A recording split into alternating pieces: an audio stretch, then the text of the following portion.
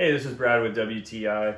You ever have some wall art that you want displayed, especially that you can see at night and maybe make the focal point of a room?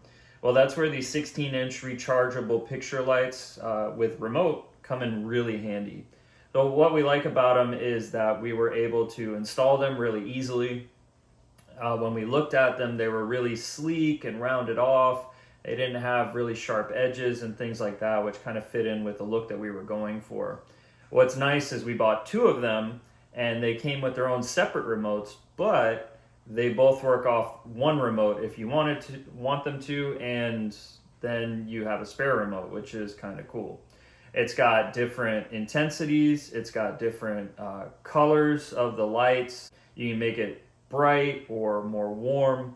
It's also got a timer, and we really like the way that it's set up. Now the rechargeable, which is nice, and to recharge them, you don't have to take them off the brackets. What you can do is they're magnetic, so you just take the main body of the light off, you plug it in for a little while during the day, and then when you're ready to use them later on, you just put them back up.